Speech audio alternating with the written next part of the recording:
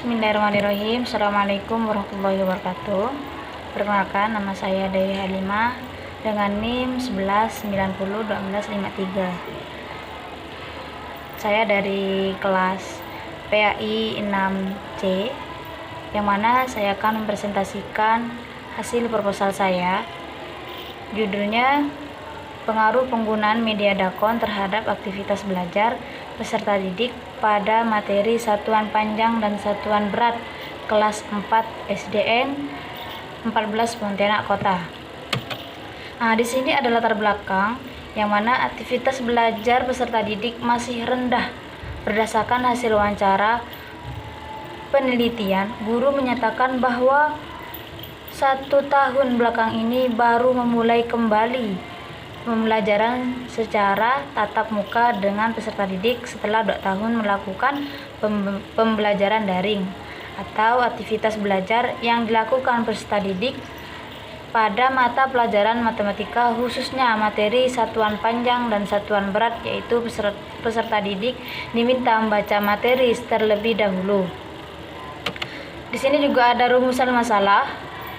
Yang pertama itu bagaimana aktivitas belajar peserta didik kelas 4 di SDN 14 Pontianak Kota sebelum menggunakan media dakon pada materi satuan panjang dan satuan berat.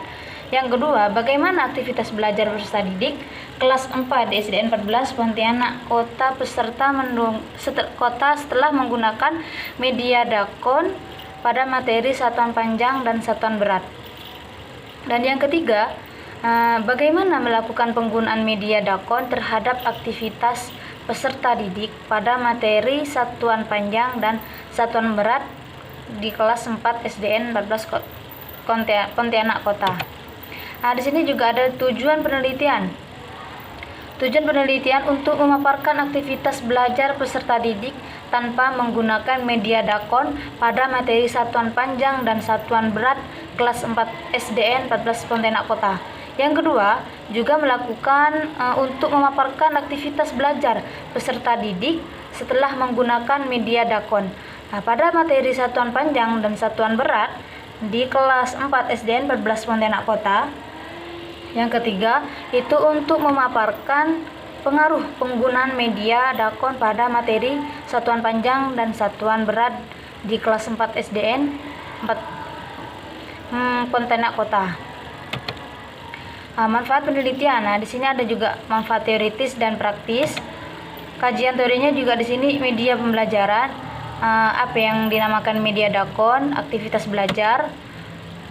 Dan di sini juga terdapat penelitian terdahulu. Kerangka berpikir, hipotesis penelitian. 1. Hipotesis nol atau disebut HO.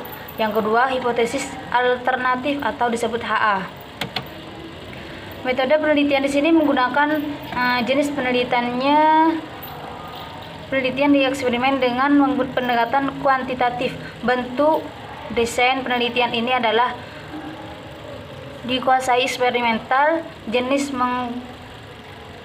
monovequivalen, contoh grup desain.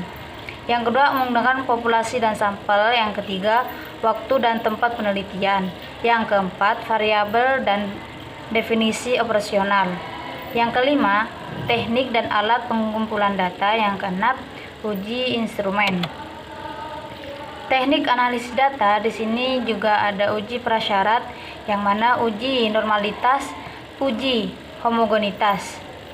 Di sini juga ada analisis regresi linier sederhana. Juga ada uji keberhasilan koefisien regresi atau uji hipotesis. Mungkin hanya itu yang dapat saya sampaikan. Kurang lebihnya saya mohon maaf. Wassalamualaikum warahmatullahi wabarakatuh.